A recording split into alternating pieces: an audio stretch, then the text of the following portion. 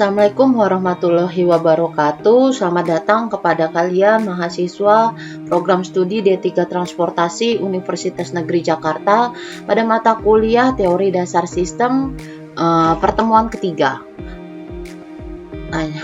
Selanjutnya, tujuan mata kuliah kita kali ini adalah agar kalian memahami bagaimana itu system thinking, konsep system thinking, pendekatan dan hukum-hukumnya, system thinking versus problem solving, dan system thinking sebagai bahasa. Kita awali dengan apa itu system thinking. Kalian bisa lihat pada gambar yang Ibu tunjuk ini bagaimana traditional system, traditional thinking dan system thinking itu sendiri. Biasanya system thinking pemikirannya lebih kompleks ya, sehingga bisa dikatakan sebagai suatu cara berpikir tentang ataupun dan suatu bahasa untuk menguraikan dan memahami kekuatan-kekuatan dan hubungan-hubungan antar pribadi yang membentuk perilaku sistem. Biasanya sistem thinking ini cenderung akan mengarahkan penganutnya untuk terus mencari pola-pola interaksi dan struktur yang mendasari terbentuknya pola-pola perilaku sistemnya.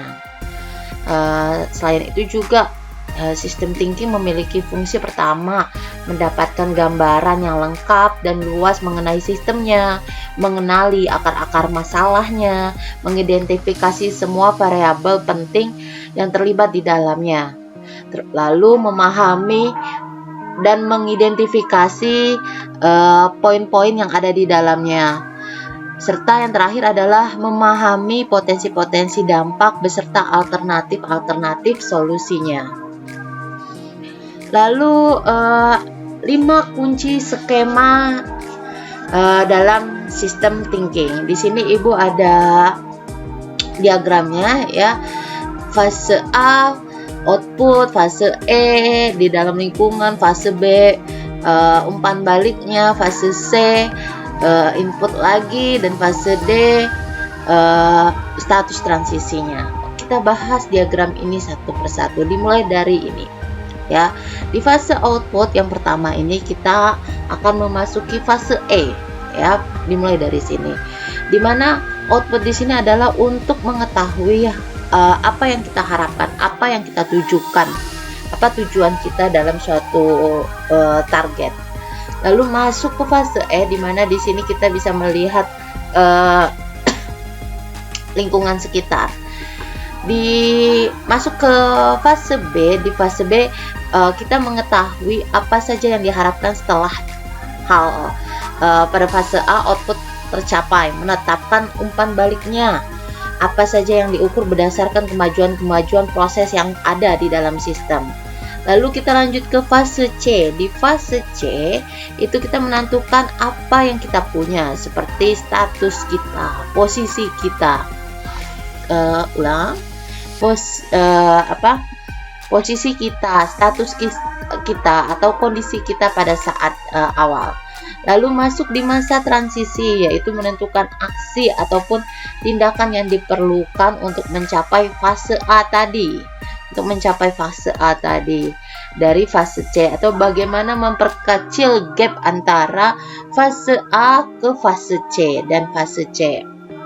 Nah, setelah kita dapat output, kita masuk lagi ke fase E tadi. Fase E melihat apa yang mungkin atau akan berubah di lingkungan pada yang masa akan datang. Lalu masuk lagi kita ke fase B.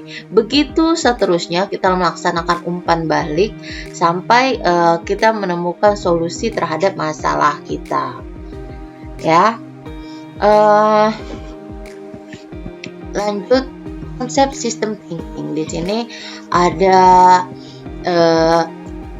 6 konsep system thinking. Yang pertama yaitu saling keterkaitan atau berhubungan. Maksudnya apa? System thinking itu memerlukan ataupun untuk menggeser pola pikir dari linear menjadi non-linear, dari sirkular ataupun sirkular. Dengan prinsip ini segala sesuatu menjadi saling terhubung, sehingga misal manusia memerlukan makanan, ya kan, udara dan air untuk hidup. Sementara tambahannya memerlukan karbon dioksida. Semuanya itu saling berputar, kan?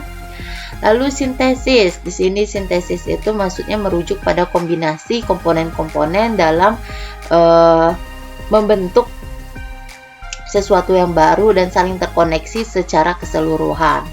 Lalu kemunculan, mana poinnya? Dimana kemunculan ini banyak hal yang muncul dari hal yang terkecil, sehingga kemunculan tersebut merupakan sinergi dari berbagai hal yang saling terkait. Misalnya saja fenomena hujan. Kalian fenomena hujan perhatikan, Ibu tidak akan menjelaskan lebih panjang karena nanti durasi. Ya, lanjut ke umpan balik. Misalnya umpan balik apa? Biasanya sistem ini saling memahami sistemnya atau saling mengetahui potensi-potensi untuk mengintervensi umpan baliknya. Lalu hubungan sebab akibat.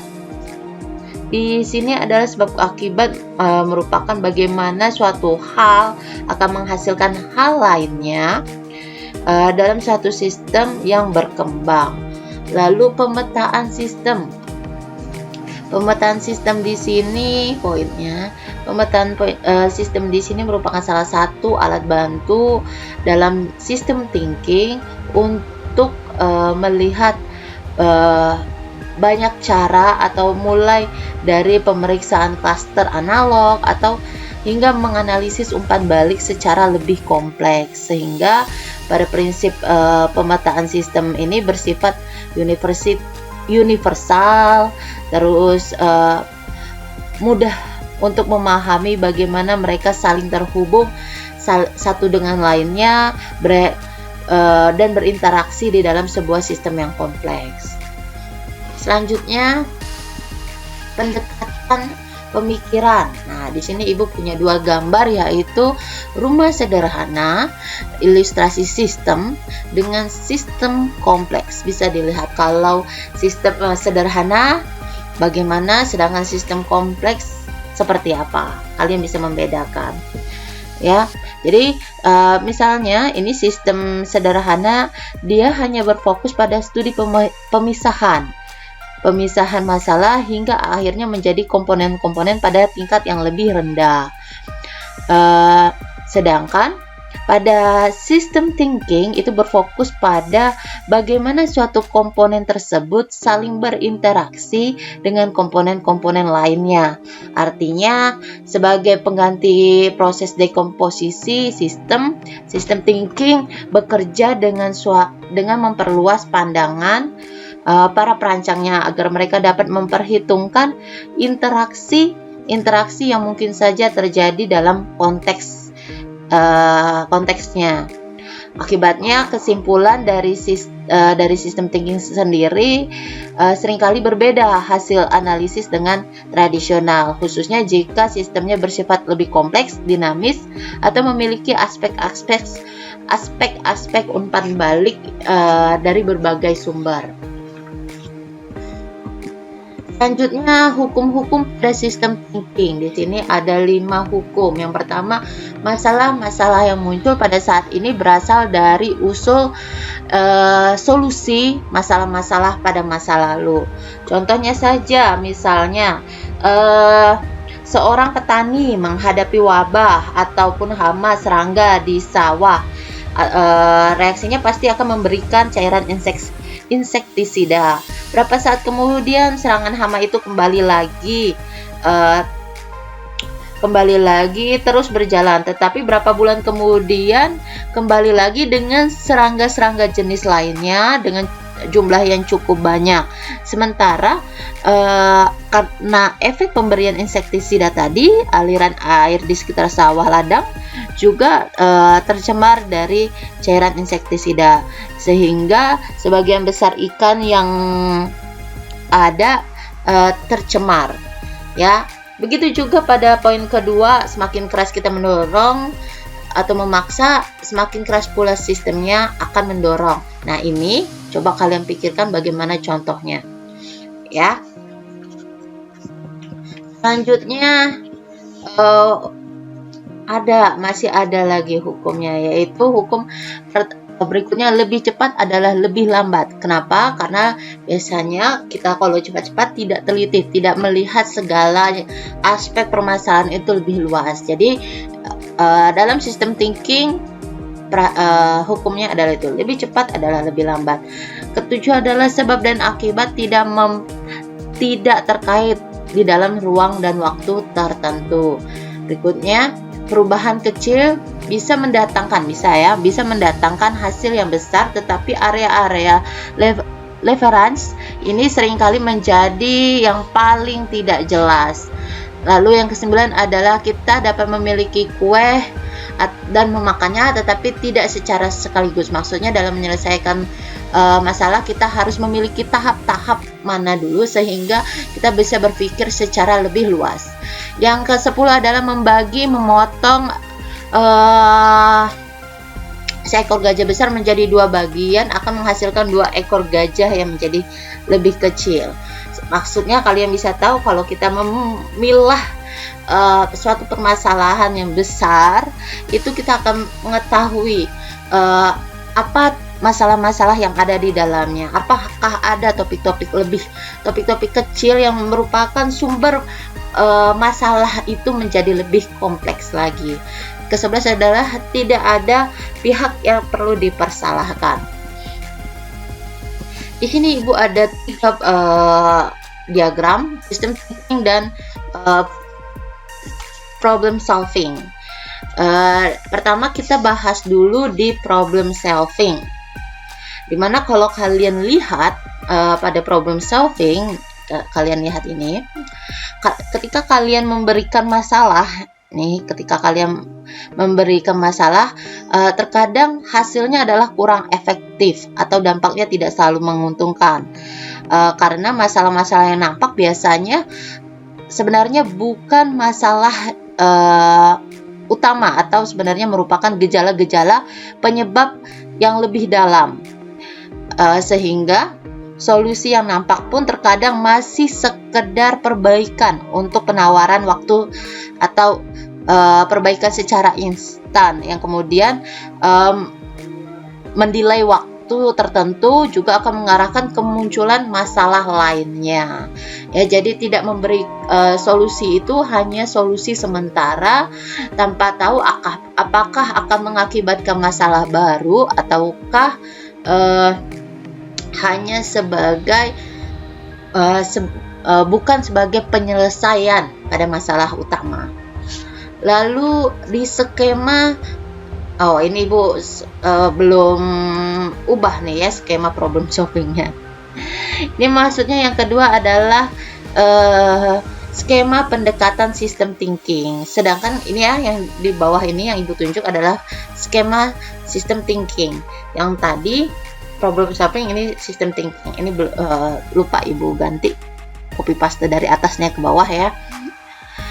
Maksudnya di sini adalah kalau pemikiran sistem thinking pasti kita melihat dulu pemahaman sistem yang menyebabkan masalah tersebut.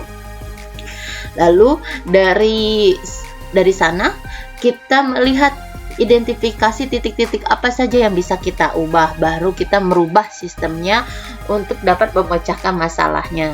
Sedangkan jika gabungan loop sistem pendekatan problem solving bisa dilihat kita menggunakan tadi sistem thinking dulu, tetapi ketika kita merubah sistemnya, kita lihat dulu apakah solusi-solusi yang sudah kita ubah atau sistem-sistem yang sudah kita ubah untuk memperbaiki sistem yang di dalamnya itu menghasilkan masalah baru atau tidak, ataukah memang sudah selesai ya. Oke, hari ini pertemuan kali ini cukup sekian.